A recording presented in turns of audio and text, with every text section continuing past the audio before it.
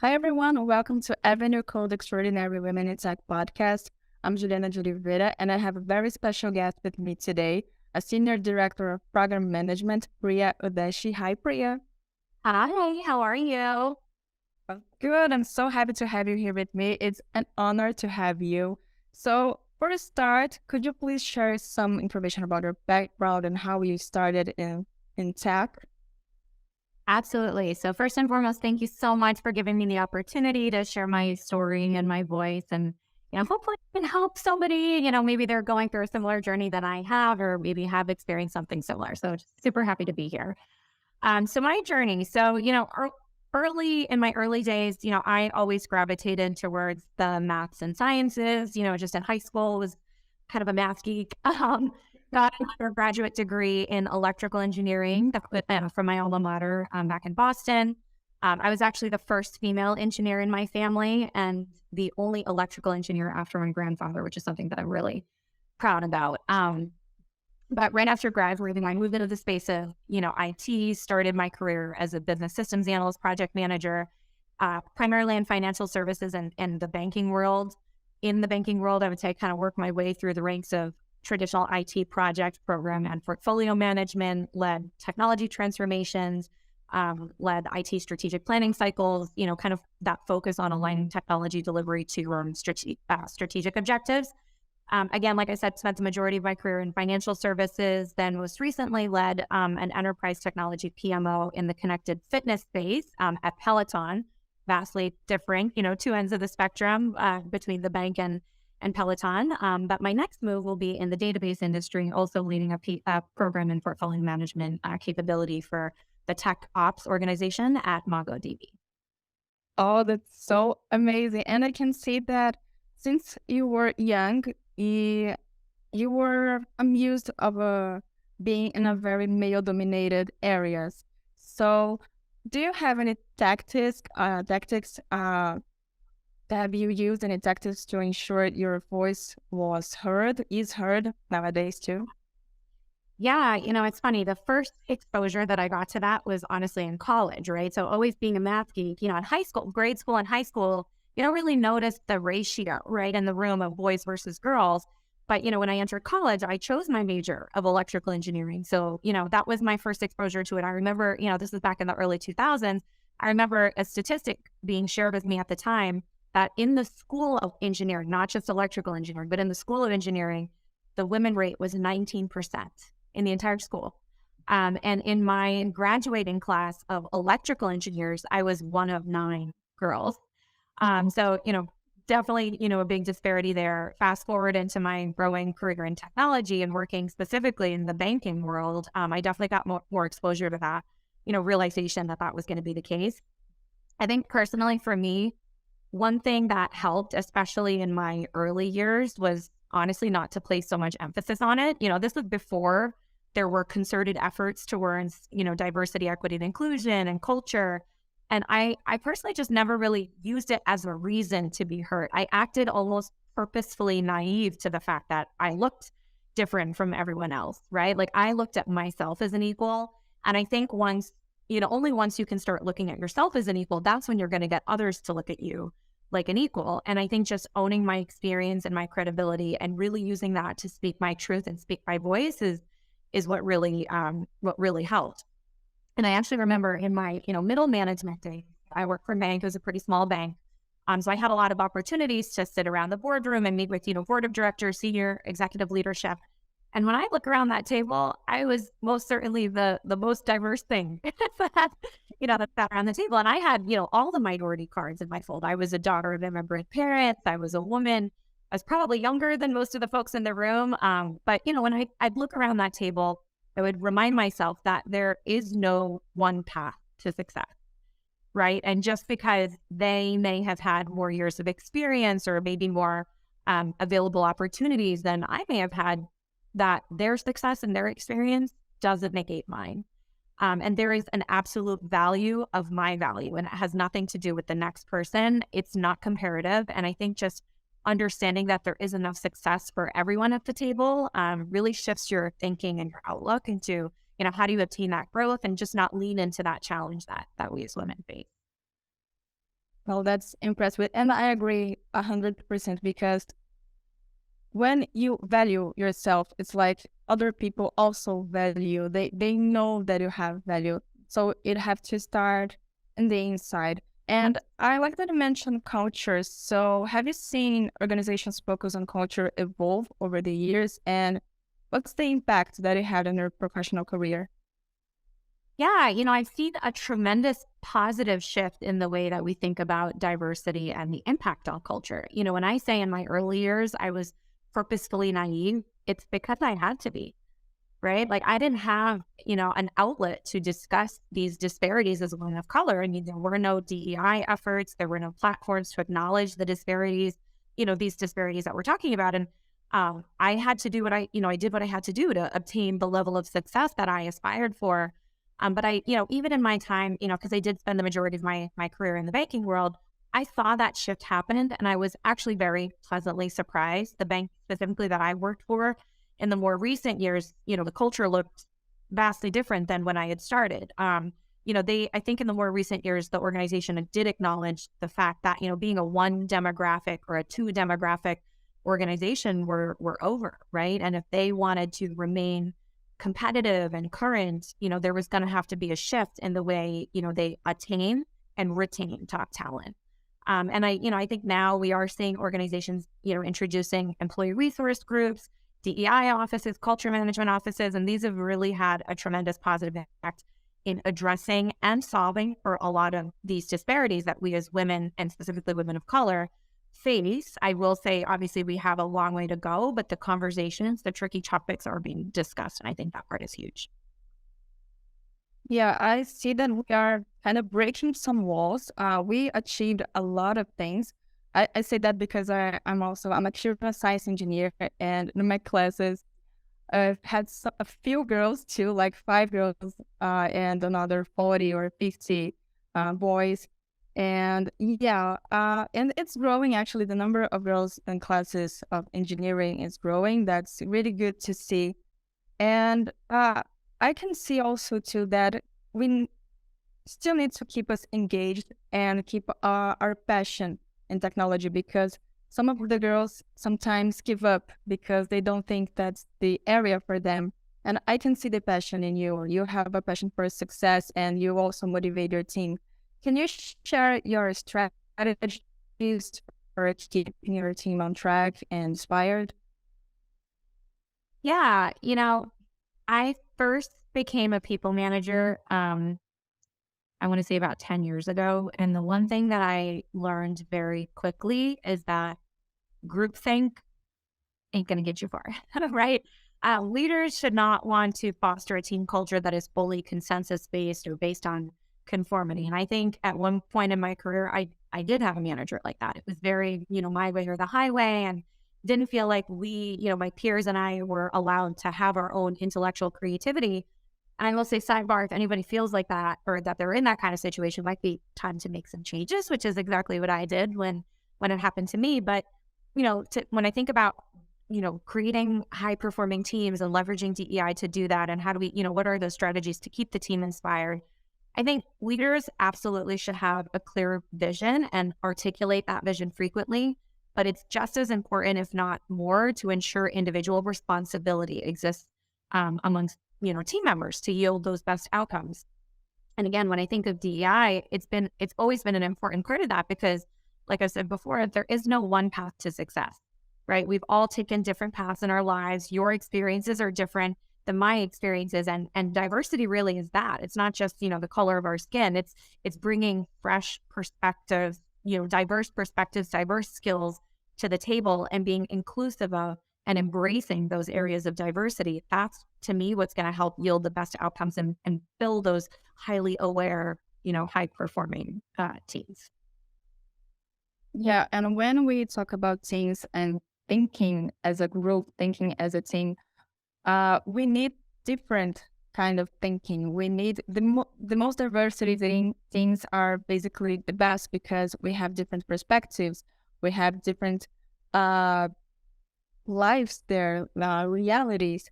So we can, in different areas actually, but it's still in technology.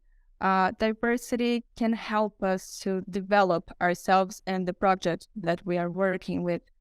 So, in your day-to-day work, how will you make a difference in the impact you strive to have in the tech industry? That's a great question. I every day I just try to embody certain values and principles that I think are crucial to any woman trying to progress in the tech industry. Things like, how to be confident yet humble. I have a husband. I know, what they need to hear. Sometimes need to hear things a certain way. And I think confidence, you have to balance that, right? Confidence yet, humbleness, I think is important. How to be assertive yet calm. And I think honestly, just trying to be respectful and pleasant. It's sad to say there is unfortunately so much negative energy that exists in the workplace, and a lot of it may be justified. But working, I think for me, working by that golden rule that we all learned as children, right? Treat others the way you want to be treated, and more importantly, treat others with the respect and the honor you wish they exuded, even if sometimes it doesn't feel like they're not, that they're not deserving of that respect, or they're not maybe reciprocating that respect. I think, so I think definitely your outlook and kind of your professionalism that you maintain in the workplace is critical. I think, specifically in the space that I've grown in the world of program and portfolio management, like you said before, I really have found a passion for, helping organizations solve problems and enabling high performing technology delivery teams via strong program management principles. So I just really try to stay current in the practice, continuously supporting my learning and development, keep providing value while getting that value back in the form of my growth. So that's just really the impact that I hope to make in the tech industry.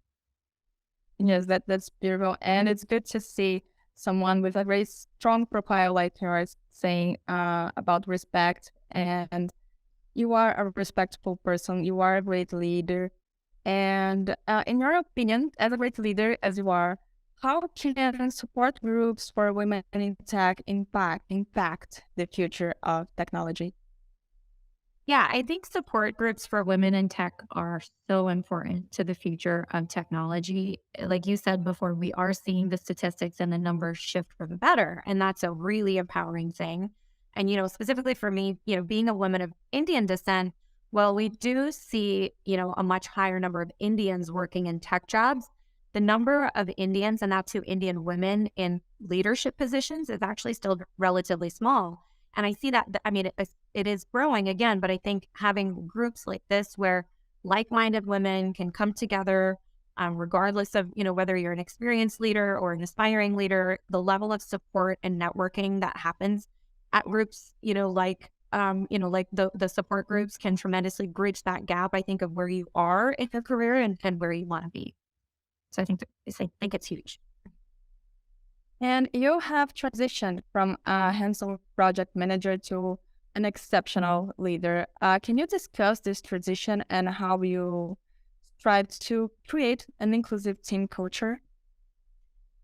Yeah, definitely. I think starting off as a project manager in my career has allowed me to have first a lot of empathy for the role. And really just come to learn what good looks like.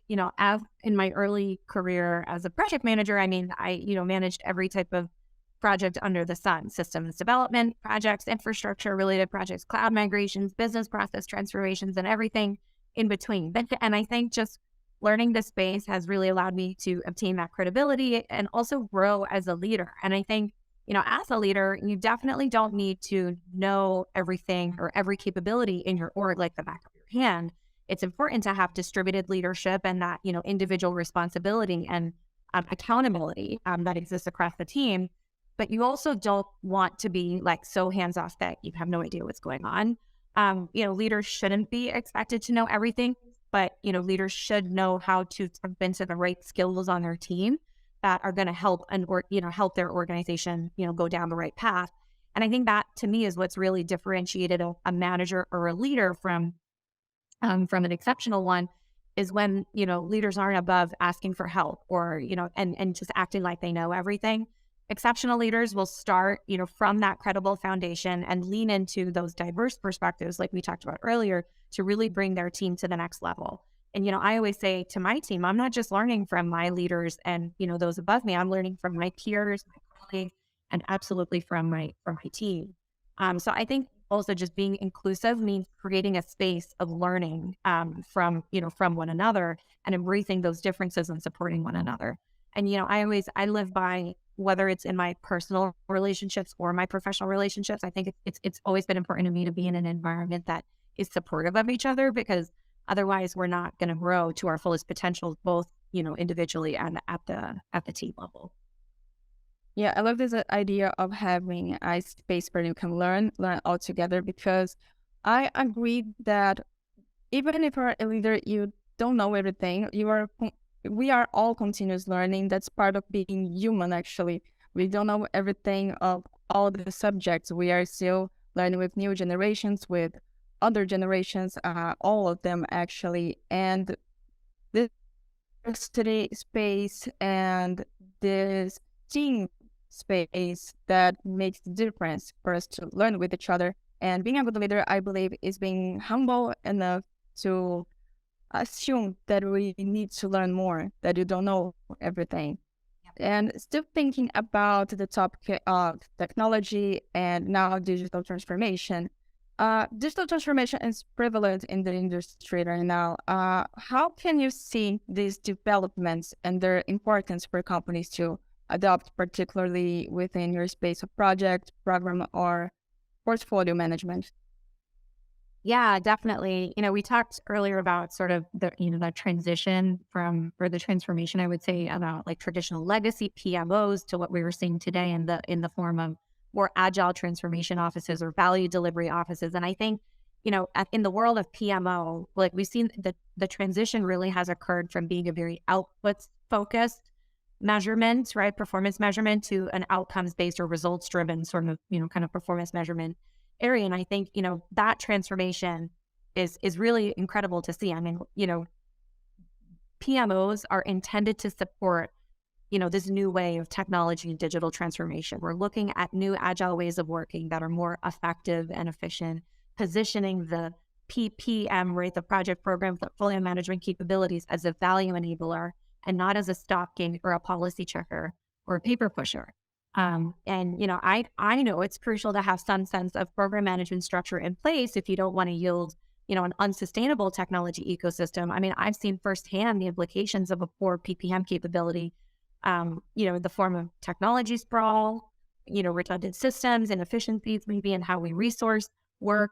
That's led to, a lot of, complex integrations in the environment, disparate data in the environment. So a good PPM capability really is the glue that's intended to hold, kind of hold everything together, kind of create that sustainable technology ecosystem, and set some measures of control to create that sustainability. But, with the introduction of more and more digital capabilities, speed and efficiency need to be, that balance needs to be recalibrated. Process and agility needs to be recalibrated, right? So it's definitely incredible to see the transformation of some of these like fundamental capabilities of the PMO. I mean, gone are the days where, we focus only on, is it on time, under budget, under, those fixed constraints, which we all know the world doesn't operate like that. We have to kind of balance those efficiency structures, which are important to have, but, again, tied to the value enablement that's occurring on the other side. I always say projects are vehicles of change, right? And change is intended to introduce, some kind of value to, your organization. So how do you really keep that value proposition as the North Star for, all the work that's done through the course of the project? And I always say the on time, under budget, they're absolutely important, but they cannot and should not be the only thing that determines a project's success in this new world of technology and digital transformation. Yeah, I can see that in all the areas of technology that we talk about. I can see the passion in you, and it's beautiful to see that. Thank you so much for your time today. It's an honor to have you here with us. I hope everyone that listens to our podcast could learn something with you. And thank you so much. It's great. So happy to have been here. Thank you so much, Juliana, and Avenue Code and the Extraordinary Women in Tech Initiative. I think everything you guys are doing is so awesome. So happy to be a part of it. Thank you. See you in the next episode, guys.